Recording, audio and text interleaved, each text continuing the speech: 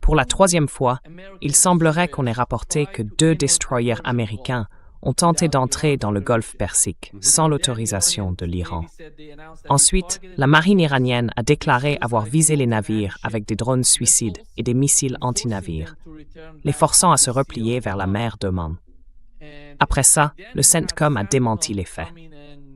Puis les Iraniens ont publié une vidéo affirmant avoir utilisé ces missiles, mais sans montrer l'endroit, et on ne sait pas vraiment ce qui s'est passé. Mais est-ce que ce genre de comportement va continuer dans le golfe Persique?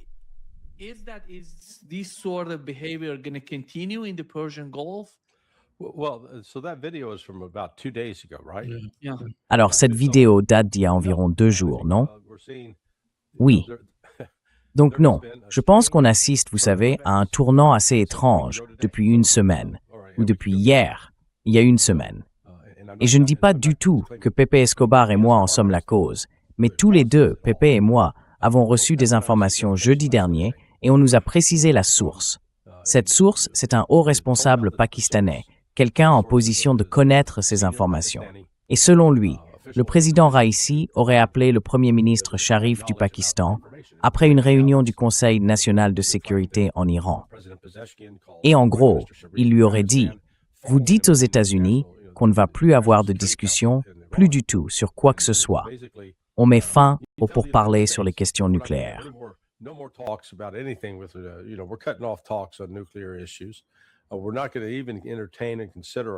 On n'allait même pas envisager ni discuter d'un cadre pour contrôler les armes nucléaires. Et on allait faire une démonstration pour montrer qu'on en avait une, tout simplement. C'était ça, le message. J'ai ensuite confirmé que cette conversation entre Raisi et Sharif avait bien eu lieu sur une ligne non sécurisée. Alors, est-ce que c'était une erreur? Franchement, je pense que c'était une décision délibérée à la fois de l'Iran et du Pakistan. Ils savaient très bien que les États-Unis écouteraient et qu'ils comprendraient le message. Et ensuite, le premier ministre Sharif du Pakistan a donné l'ordre à son ministre des Affaires étrangères de parler et d'en informer Marco Rubio.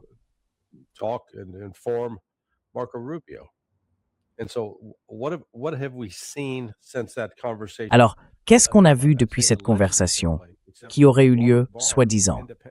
Eh bien, à part Robert Barnes, un ancien avocat de Trump, qui a des sources à la Maison-Blanche, il a confirmé que le message que Bezeshkin disait avoir transmis à Sharif, au Pakistan, avait bien été remis à Marco Rubio. Donc les États-Unis ont bien reçu ce message. Mais ça pose quand même la question, est-ce qu'ils sont vraiment sérieux? Et on a vu, samedi, dimanche, lundi, mardi, puis mercredi, que les provocations américaines ont continué dans le golfe Persique. Je pense que la plus importante, c'était mardi dernier, quand l'attaque a eu lieu. Les États-Unis ont frappé un hélicoptère équipé d'un missile Hellfire, ils ont touché un pétrolier en mouvement, puis ils ont visé un site de communication sur l'île de Keshm.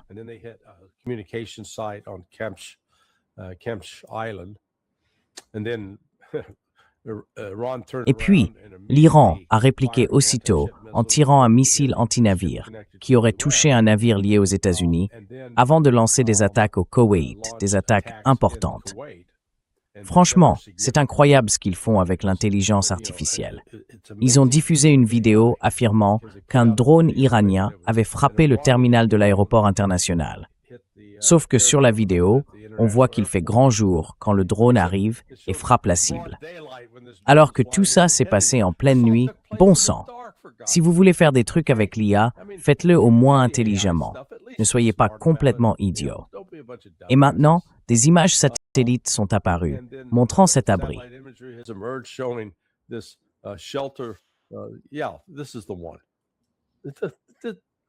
Oui, c'est bien ça. L'attaque a eu lieu dans le noir. Mais, tu vois, ils ont créé cette image générée par l'IA pour faire croire que, non, c'était l'Iran.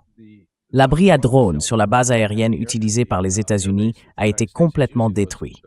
Et, comme on dit à l'ancienne, il ne restait plus qu'un trou dans le sol une fois qu'ils en ont eu fini. Et depuis, silence total. Rien. Alors, pourquoi les États-Unis se retirent-ils maintenant? D'après ce que m'a dit la source, Ce n'est pas une opinion personnelle. Les Pakistanais pensent que l'Iran est sérieux à ce sujet et ils ont transmis ce message aux États-Unis.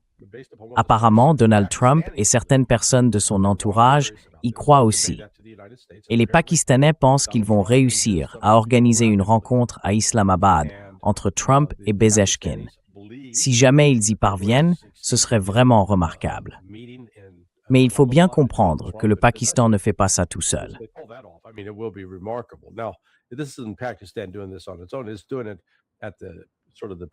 Ils le font à la demande et avec le soutien de la Chine et dans une moindre mesure de la Russie. Donc vous voyez, c'est un effort assez large pour essayer de... Enfin, pourquoi la Chine s'en soucierait?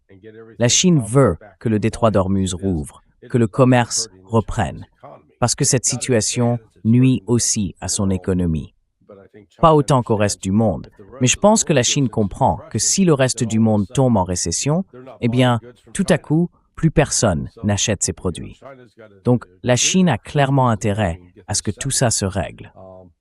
On vit une période inhabituelle, mais ce qu'on observe, c'est un vrai changement dans la façon dont Donald Trump parle de l'Iran, et même dans la manière dont il mène des opérations militaires, même de petites provocations. Ils ont d'ailleurs réduit ces actions au cours des dernières 24 heures. Voilà, j'ai exposé les faits. À vous de tirer vos propres conclusions. Moi, je ne vais pas vous dire quoi penser.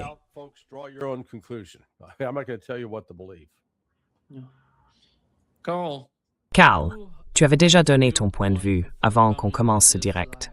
Je pense que tout le monde serait content d'entendre ce que tu en penses.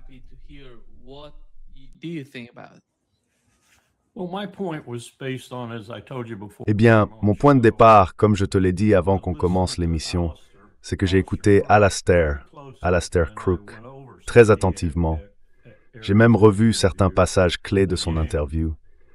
J'ai beaucoup de respect pour Alastair et je pense que sa connaissance de la région s'étend sur plusieurs décennies avec une vraie compréhension à la fois du schisme et du sunnisme.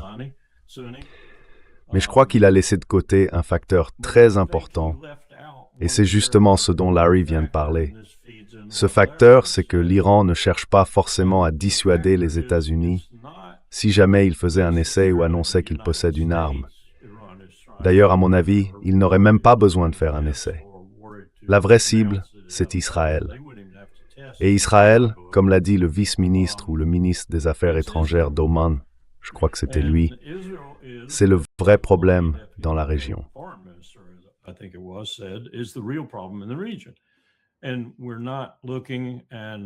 Et on ne regarde pas. Et Alastair a fini par admettre ça, qu'on ne parle pas seulement des Iraniens, mais aussi de leurs soi-disant proxys. Et moi, je n'y crois pas une seconde. Je pense qu'Alastair a raison là-dessus. Les Houthis sont les Houthis. Oui, s'ils peuvent obtenir un peu de soutien ici ou là, ils le feront. Mais ce sont les Houthis. Ce ne sont pas les proxys de l'Iran, comme on les présente. On oublie la Palestine, un État palestinien. Même les Saoudiens l'ont dit. On oublie ce qu'Israël est en train de faire dans 4 guerres bien distinctes, 5 ou 6 si on compte les autres, comme la Syrie.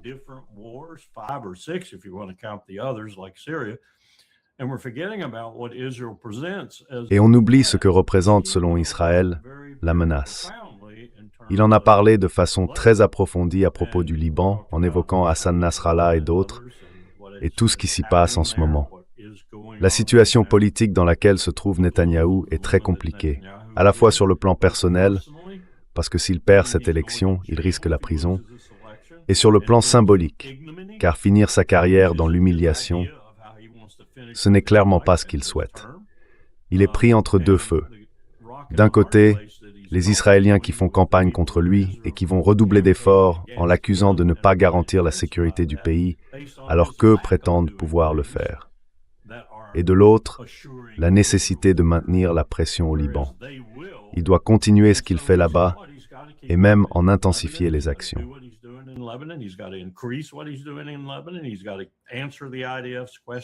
Il doit répondre aux questions de Tsahal sur ce qu'on fait ici et leur montrer que oui, allez-y, faites ce qu'il faut pour vaincre cet ennemi si vous le pouvez.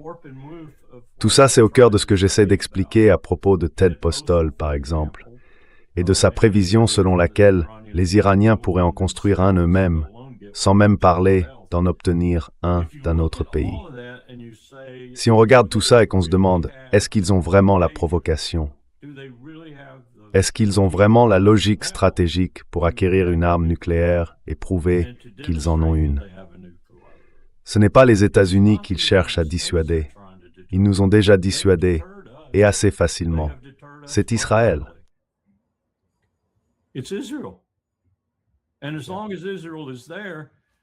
Et tant qu'Israël sera là, je pense que comme c'était le cas avec Kim Jong-il, Kim Jong-un et tous les Kims à propos de la Corée du Sud, leur vrai problème, ce n'était pas la Corée du Sud. Leur vrai problème, c'était les États-Unis. Je veux dire, ils pensaient vraiment, et les renseignements le confirment, qu'ils pouvaient vaincre la Corée du Sud. Je ne suis pas sûr que ce soit vrai, mais eux, ils le croyaient. En revanche, les États-Unis, non. Avec la puissance américaine présente sur la péninsule, ils savaient qu'ils ne pouvaient pas. C'est pour ça qu'ils agissaient ainsi. Et l'idée que la Chine et la Russie n'étaient pas d'accord avec ça, bien sûr que non. La Chine et la Russie se sont battus bec et ongle pendant les pourparlers à Sise et ailleurs pour empêcher la Corée du Nord d'obtenir l'arme nucléaire. Elle ne voulait pas qu'elle en ait une.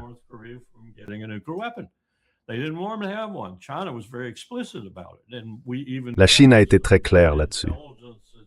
Et on a même eu de bons renseignements qui disaient que, l'une des raisons, c'est que si la péninsule coréenne se réunifie, ils ne veulent pas que cette Corée unifiée devienne une puissance nucléaire, une puissance dotée de l'arme atomique.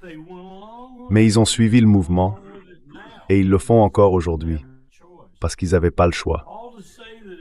Tout ça pour dire que la question est un peu plus compliquée, à mon avis, quand on parle de l'Iran, qui chercherait à se doter de l'arme nucléaire. Si je me plaçais simplement du point de vue d'un professionnel militaire, je dirais, procurez-vous une arme. Obtenez une capacité de dissuasion contre l'ennemi principal de votre région, contre le problème central de la région, contre la raison pour laquelle il n'y aura pas d'État palestinien, contre la raison pour laquelle il y aura des troubles jusqu'à la fin des temps. Israël.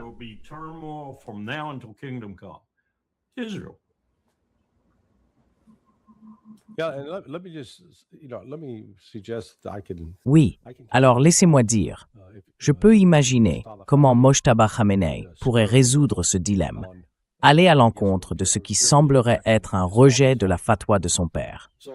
Comme on en a déjà parlé dans nos précédentes discussions, au cœur de tout ça, du point de vue chiite, l'un des grands problèmes avec l'arme nucléaire, c'est qu'elle peut tuer massivement des civils. Et tuer des civils, c'est haram, c'est un péché. Mais si on dit, écoutez, on en est maintenant à un point existentiel, que notre capacité à protéger et à défendre le peuple iranien, pour commencer, est menacée.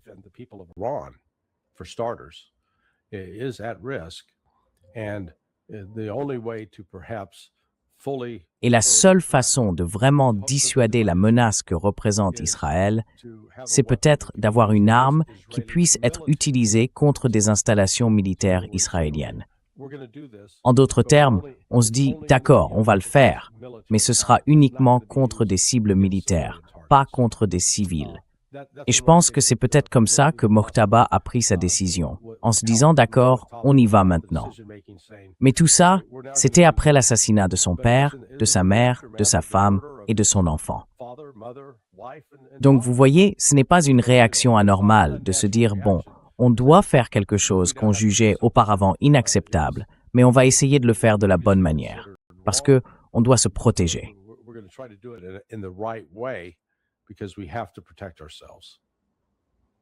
Oui. Et je voudrais insister là-dessus, Nima, avec une remarque toute simple. Kim Jong-un n'a tiré sur personne avec ses armes nucléaires.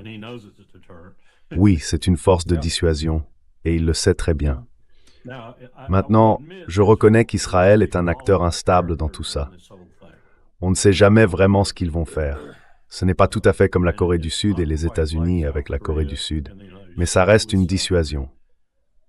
Je comprends aussi le point qu'Alistair soulevait sur le fait que la contre-prolifération peut devenir une incitation à la prolifération.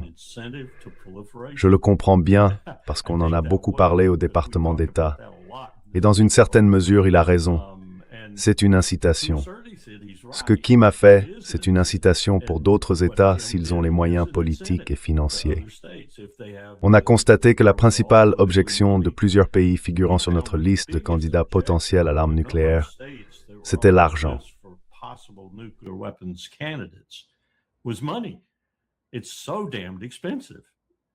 C'est incroyablement cher. Et ça a dissuadé plusieurs d'entre eux. Ils ne voulaient pas dépenser tout cet argent durement gagné, vous voyez. C'était pas les pays les plus riches du monde, de toute façon, pour un programme nucléaire, parce que c'était vraiment hors de prix. Mais on s'éloigne de ça quand on commence à faire ce qu'on fait aujourd'hui dans le monde. C'est-à-dire dire, bon, c'est fini, tout le monde vit dans un monde obésien. Ah, et au passage, l'Empire peut vous dévorer dès qu'il en a l'occasion. Là, vous créez une nouvelle incitation. Et le traité de non-prolifération devient, je pense, caduc. Beaucoup le disent déjà. En fait, je lis tout le temps des articles dans les marges du débat nucléaire qui expliquent que le TNP est mort. Complètement mort. Il ne veut plus rien dire pour personne.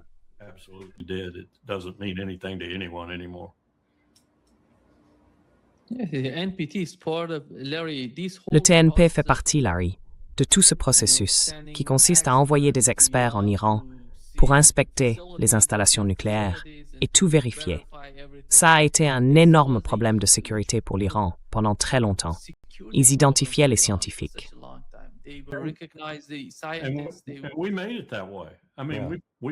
C'est nous qui l'avons fait comme ça. Je veux dire, on a placé nos agents dans l'équipe. On a fait en sorte que le directeur soit de notre côté. Et quand il ne l'était plus, on a tout fait pour le faire remplacer et en mettre un autre à sa place. Franchement, c'est évident que l'AIEA agissait la plupart du temps au nom de l'Empire. Je ne dis pas que c'était toujours le cas, ni que tout le monde était corrompu. Mais certains, les plus importants, l'étaient. Et on s'en est assuré pour que les décisions aillent toujours dans notre sens.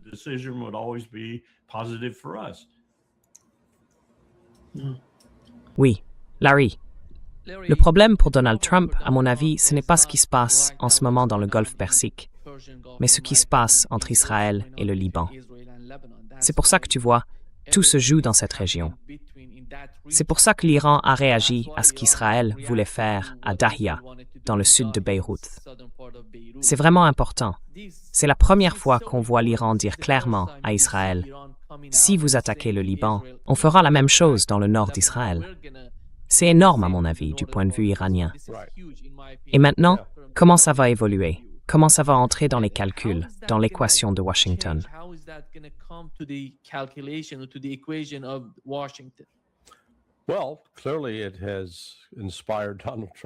Eh bien, clairement, ça a inspiré Donald Trump à décrocher son téléphone pour avoir une conversation, on va appeler ça comme ça, avec Bibi Netanyahou. Et, vous savez, beaucoup de gens ont rejeté le rapport d'Axios, ce qu'on peut comprendre, parce que son auteur a la réputation d'être un relais de propagande.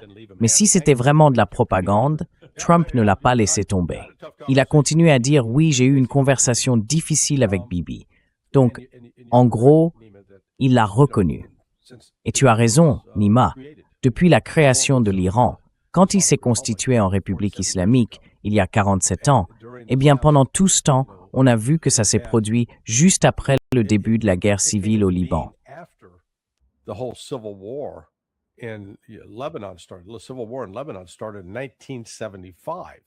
La guerre civile au Liban a commencé en 1975.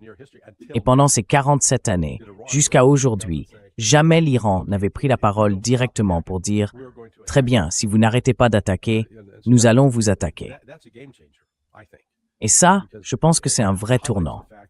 Parce que ça montre qu'aujourd'hui, l'Iran se sent à l'aise, sûr de lui, capable de mettre sa menace à exécution. Et même si Israël a pu hésiter à y croire, au final, ils ont quand même écouté Trump. Qu'il l'ait fait de leur plein gré ou non, je ne saurais le dire. Mais ce qu'on sait, c'est que les menaces qui étaient proférées, surtout par ces fous, ces monstres, Ben Gvir et Smotrich, parlaient de raser, d'aplatir Dahia, tout un quartier de Beyrouth.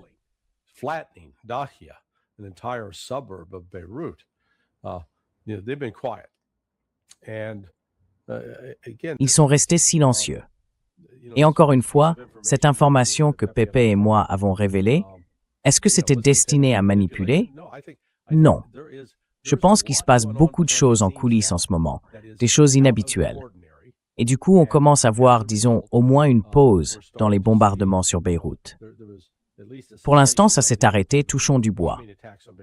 Mais cet accord que Washington a annoncé l'autre jour, franchement, c'est juste un autre exemple d'un geste stupide. Ce genre de choses, on en a déjà vu depuis quoi, une cinquantaine d'années, depuis que cette guerre civile au Liban, dure. Si on veut y mettre fin, il faut que le Hezbollah soit à la table aussi. Ils doivent faire partie de la négociation. Et s'ils n'en font pas partie, il n'y a pas d'accord possible. Alors, l'administration Trump peut bien se bercer d'illusions en se disant « Oui, l'armée libanaise va forcer le Hezbollah à se retirer. Bonne chance avec ça. » 40% de leur armée est chiite, d'accord? Ils ont des frères, des cousins, des pères, des oncles qui sont combattants du Hezbollah. Ça n'arrivera pas. Donc, disons que c'est une sorte de pas dans la bonne direction. Mais tant que le Hezbollah ne sera pas pleinement impliqué dans le processus, eh bien le Hezbollah continuera de frapper durement les Israéliens.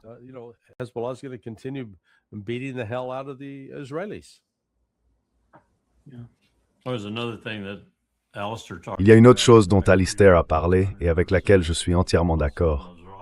Hassan Nasrallah était très respecté en Iran. Et si on veut parler d'influence, son influence sur l'Iran était sans doute plus forte que celle de l'Iran sur lui. Et qu'est-ce qu'Israël a fait de lui? Probablement le politicien le plus avisé de Beyrouth, ils l'ont tué.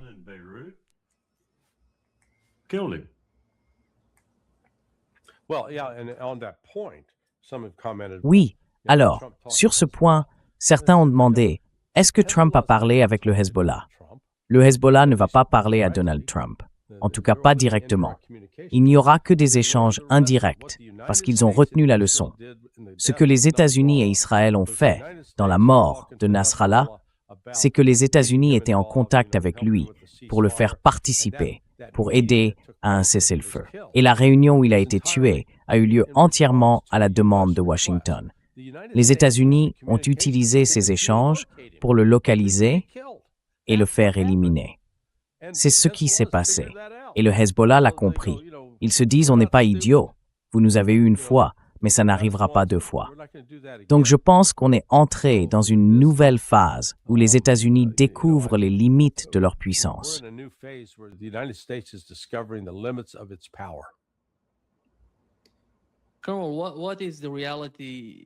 Colonel, quelle est la réalité entre Israël et le Liban, en termes de pertes humaines, en termes d'armes ou de systèmes de défense aérienne touchés par des drones?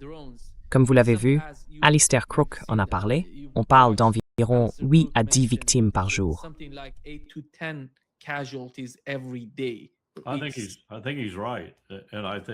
Je pense qu'il a raison. Et je crois que fondamentalement, Netanyahou fait tout ce qu'il peut pour cacher ça au peuple israélien. Les pertes, qu'il s'agisse de blessés ou de morts, sont très élevées. En fait, je pense qu'elles sont probablement aussi importantes que dans n'importe quel autre des conflits auxquels Israël est mêlé en ce moment. Et rien n'indique que ça va s'arrêter.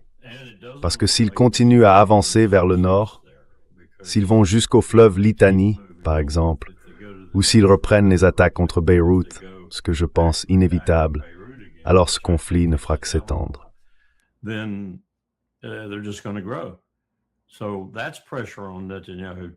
Donc il y a aussi une pression sur Netanyahou venant des forces sur le terrain, parce qu'elles veulent faire certaines choses pour limiter ça, pour les freiner un peu. Mais lui, il ne va pas les laisser faire comme elles le souhaitent, parce qu'il essaye de ménager la chèvre et le chou, convaincre Trump qu'il ne fait pas ce qu'il fait, tout en continuant à le faire. C'est une position vraiment difficile pour lui. Et je pense que, politiquement, ce qui se passe en Israël, comme vous le savez, c'est que ses opposants disent qu'il n'en fait pas assez, et même qu'il se plie aux volontés du président américain. Oui. Et ils ne le feraient pas, même s'ils étaient élus. Vous voyez, c'est bien l'insinuation en tout cas. En ce moment, il est vraiment coincé entre le marteau et l'enclume. Quoi qu'il fasse, il sera critiqué. Alors, il choisira l'option qui lui coûtera le moins cher, personnellement et politiquement, je pense. Et ça, ce sera d'attaquer le Hezbollah à fond. Oui.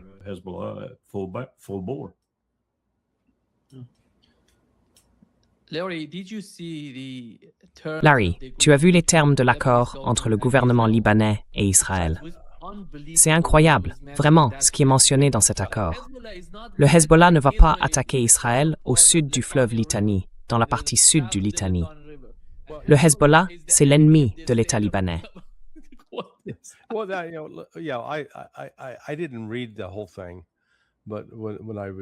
Je n'ai pas lu tout le document, mais quand j'ai entendu le résumé de ces passages, j'ai éclaté de rire. C'est complètement absurde de penser qu'on peut simplement ignorer le Hezbollah. Et comme je l'ai déjà dit, 40% de l'armée libanaise, censée faire appliquer tout ça, est chiite, et beaucoup ont des liens familiaux avec le Hezbollah. Vous croyez que c'est un hasard? Est-ce que je suis en train de dire que le Hezbollah a peut-être infiltré délibérément l'armée libanaise? Absolument, oui. Ces gens ne sont pas idiots. Ce sont des survivants, et ils savent très bien qu'ils affrontent un ennemi redoutable.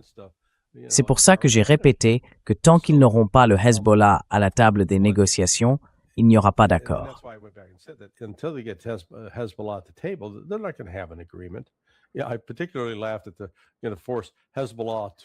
J'ai surtout ri quand j'ai entendu qu'on voulait forcer le Hezbollah à abandonner le territoire au sud du fleuve Litani et à remonter vers le nord. Oui, bien sûr, ça va arriver. C'est ça. En fait, ça rejoint ce que disait le colonel Wilkerson. Israël est à bout de souffle. Pour donner une idée, imaginez qu'on prenne toute la population de New York et qu'on la mette dans le New Jersey. Pour les Américains, ça parle tout de suite. Si vous vivez au Brésil, vous voyez peut-être moins ce que je veux dire. Mais c'est à peu près la taille d'Israël. Maintenant, imaginez comment la ville de New York réagirait si en 6 mois, on apprenait que 200 de nos policiers ont été tués. Mon Dieu, ce serait considéré comme un chiffre absolument incroyable.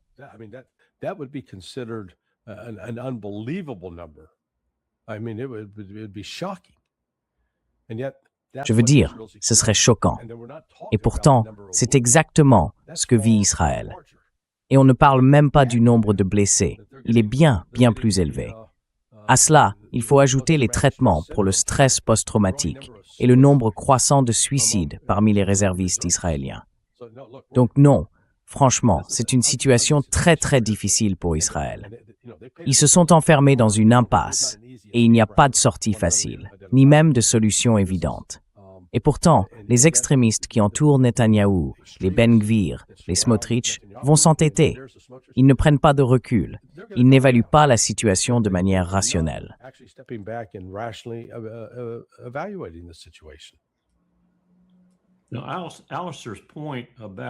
Alors, le point soulevé par Alistair sur la nature même de cette armée, en gros, des gens mobilisés, des réservistes mobilisés, et sur le fait que la stratégie actuelle est totalement contre-productive, est très juste. Parce qu'en réalité, on a affaire à ce qu'on pourrait appeler une armée de citoyens, tout simplement. Et on leur demande d'agir comme une immense armée professionnelle, prête à se battre jusqu'à la mort contre 4 ou 5 pays en même temps.